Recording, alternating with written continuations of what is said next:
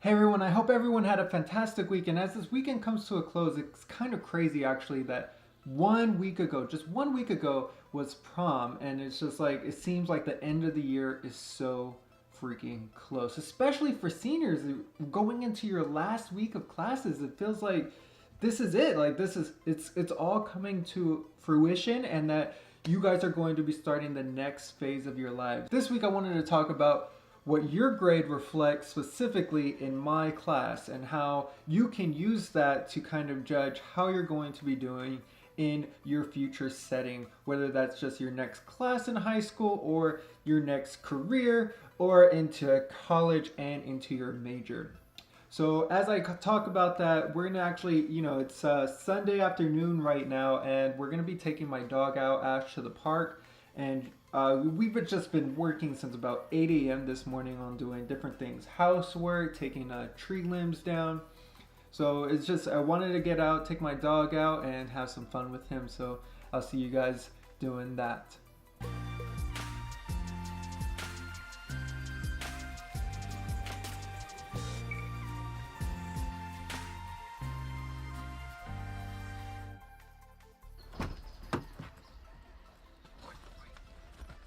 So if you demonstrate grit and perseverance in whatever is next in your life, so if that's going to be college, career, military, whatever it might be, if you demonstrate grit in that, that's going to be a larger predictor of success and greater performance. And that's going to serve you better in your life as compared to people who don't show grit and perseverance. They're not willing to put in the hard work. And that's one of the things that I want my grade to represent for you guys, is that effort that you've thrown into my course. Even if it's a course that you don't exactly find is a strength of yours, I think that it still shows that you're willing to put in huge amounts of effort because you're willing to do things that you may not love. Why don't you park in one of those spots? What spot? Those 3 spots right there. See? Look at all the spots. Look at the puppies. Look at all the puppies. There are lots of puppies. Yay, freedom!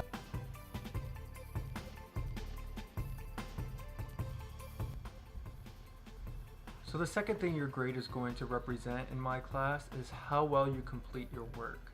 When you're completing your work well, others are going to appreciate the fact that you are doing something for them. And now that you're doing it well, they're going to remember you, and they're going to appreciate the fact that you put in the time and effort to do something well for someone other than yourself.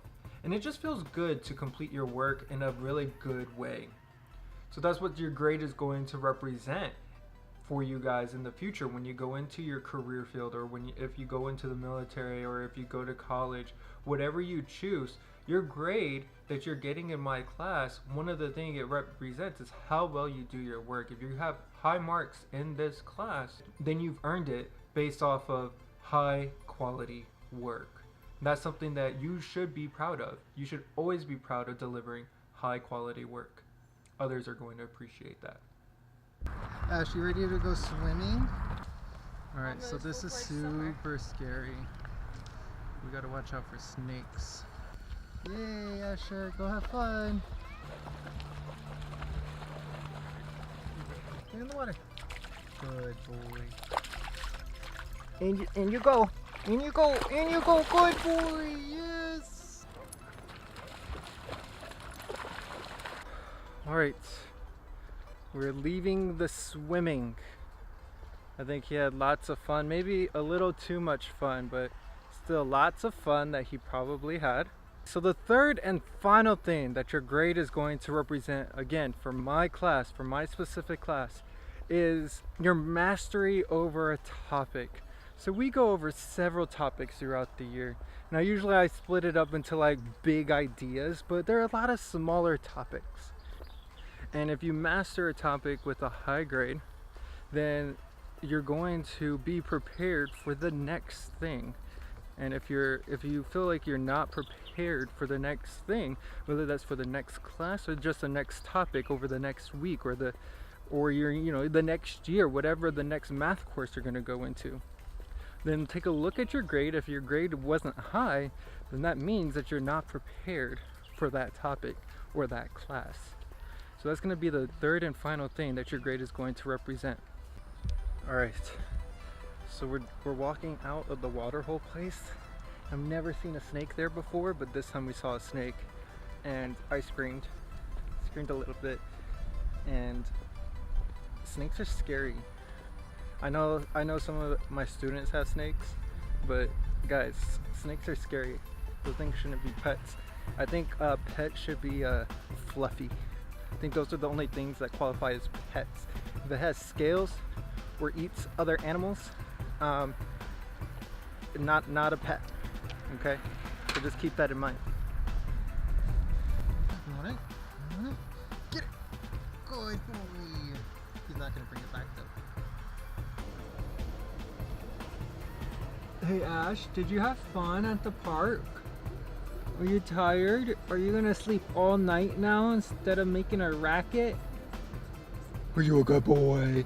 Yes, you are. Alright, I'm back from having a good time taking my dog out swimming. He really enjoys that. If you guys have dogs, see if they want to swim.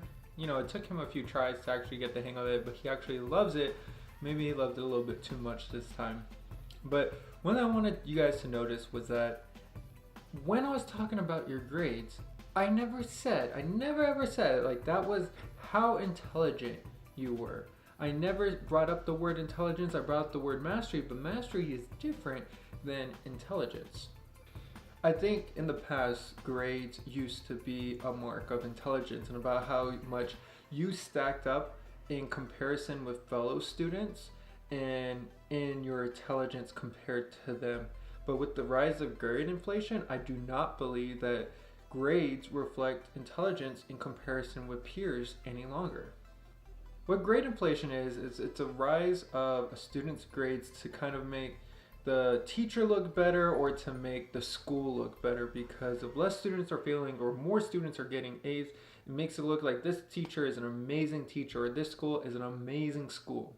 And that's not the case. There's been this shift where students are now going to school in order to get a grade, not to learn. And I think that is a crazy thing in our world now. And it's not the entire world. It's in the United States of America. I think that's a crazy thing where students go to school to get a grade instead of to learn everything they can. Because if there's one thing that I know that in high school, learn as much as you can, because no matter what, it will not be enough. I'm going to take this time to caution every student who makes the decision to go to college, because in college you are getting graded based on your mastery of a subject and your mastery of a topic, which is not how you have been graded so far in grade school. In high school, middle school, elementary school, you've been graded based off of your effort, based off of your attendance, based off of things that did not represent how much you knew in a particular topic. And I think that is going to be a huge disservice for students as they move forward in college. I do not want any of my students to fail when they go to college. And unfortunately, a lot of students are in that situation where they are not doing as well as they had done in high school because of this disservice, because of this grade inflation. So I want to caution all of my students who make that next step into college, because you're going to have to really step it up. If your grades were not high, at least in my course, you're going to really have to step it up. So that's what I want you guys to leave with, is that those are the three things that your grades are going to represent from my class for you and for your future. And that's what I want them to represent. I want them to show many different aspects. I want them to show grit and perseverance and mastery over a topic. And if I failed in that, I think I'm going to continue to improve that grading system as I grow as a teacher in the coming years. So I hope you guys enjoyed this talk. I really think it's important to talk about. I know school is coming to a close, but continue to push forward. I want all the seniors to enjoy their last few weeks before graduation, and all the upcoming freshmen, sophomores, and juniors to really focus on how you can start to improve over the next year and finishing strong this current year. So I'm Mr. Hernandez. Keep working hard. Stay safe.